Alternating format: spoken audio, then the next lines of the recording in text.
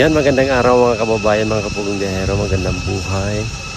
At it's September 1 mga kababayan, malapit na po yung Pasko. And Merry Christmas to everyone, everybody and everywhere. Ayan, magandang good morning mga kapugong biyahero, mga kababayan natin dyan. Kahit saan man kayong dako sa mundo, magandang umaga. So ngayon mga kababayan, wala po tayo doon sa probinsya namin ha.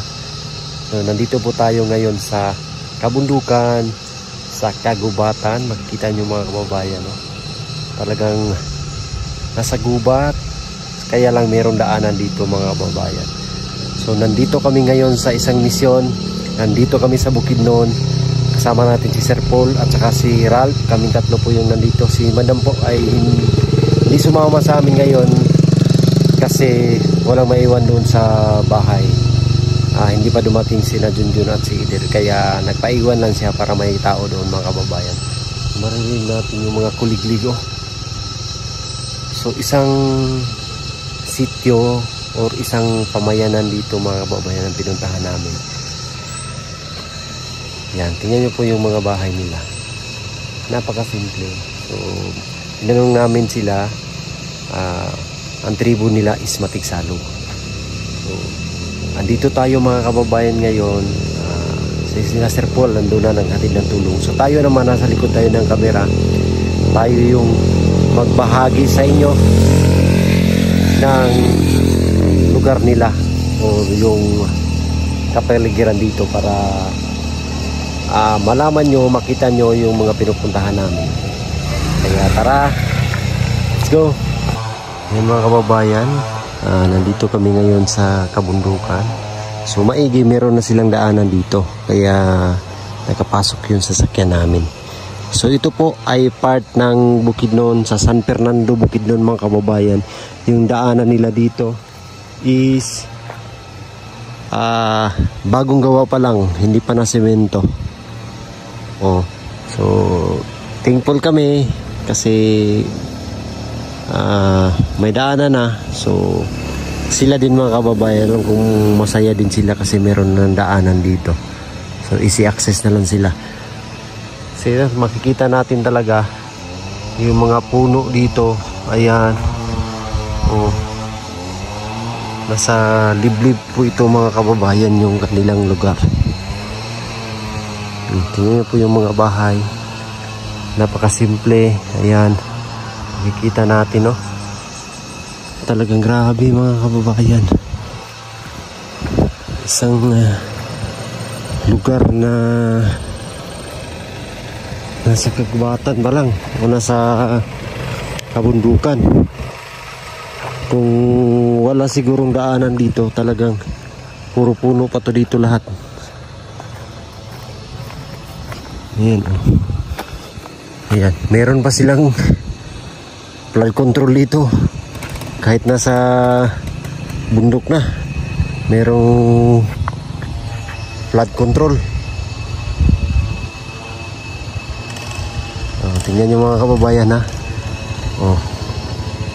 Napakasukal, kagubatan, pero merong flood control. Ang galing, di ba? Tingnan nyo po yung mga bahay nila. Ayan, napakasimple. Siguro bumaba lang sila dito mga kababayan dahil may daanan na. Sa tingin ko dati nasa liblib to sila nakatira.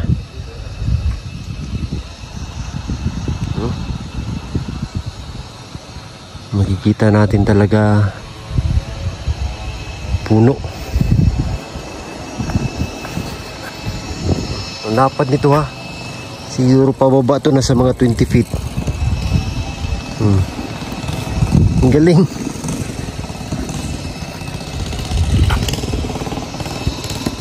Puno. Ito, pupuntahan namin dyan mamaya. Pupunta pa kami doon. Tingnan lang natin kung anong desisyon ni Sir Paul. Kung tutuloy pa kami doon o babalik na kami. So anantay natin yung kanyang desisyon mga kababayan. Pero ang galing, preparation siguro to mga kababayan. na hindi mag-landslide.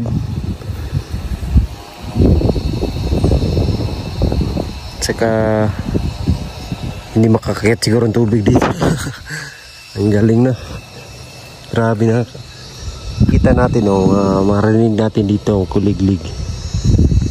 Mga nasa gubat na tawag niyan. Mga nakatira sa mga puno. Ayan. Napakalayo na po dito mga kababayan. Kanina alas 5 ng umaga kami umalis doon sa Davao. Ngayon ay tingnan natin, check natin. Ayan. Oras na. Oh. Mag-alas 10. Mag-alas 10 na, 9:50 na. Oh, kaya mainit na mga kababayan. So nandito kami ngayon para maghatid ng tulong sa kagubata ay sa dito sa Bukidnon. So binabay lang namin tong daanan. Meron kami nakitang daanan kasi na papunta rito. Kaya ayun, pinuntahan namin, pinasok namin. Grabe talaga yung mga puno dyan ba? Ang bayo. Napakaliit. Mga puno. So, malaki ang Mindanao. Napakalawak. Mindanao mga kababayan. So karamihan kasi lalo na yung mga kamag-anak ko dyan sa Luzon. Ang nalalaman kasi nila pag sinasabing Davao, pumapasok ka agad sa isip nila is Davao City. So which is mali po. Napakalaki po ng Davao. Kaya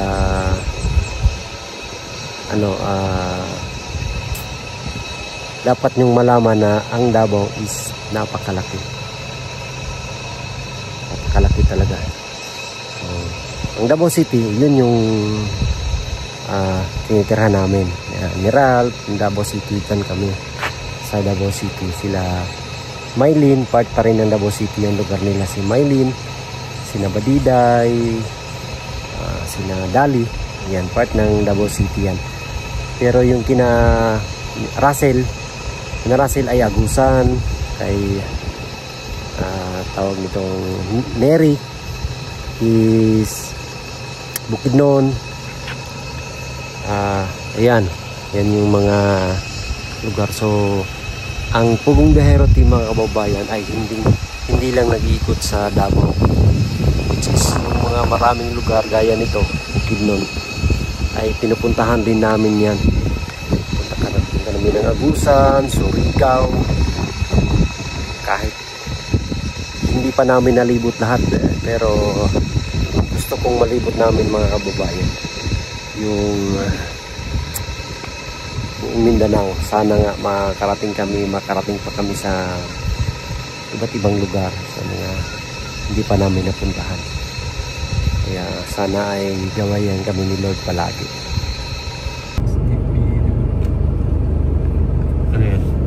24K0033 construction of barangay of bypass and diversion roads. Ay, Junction Buda, Quezon, Junction Valencia, Talaingon Road, Calagangan, San Fernando, alternate bypass road, Packet Suite 7, Bukidnon.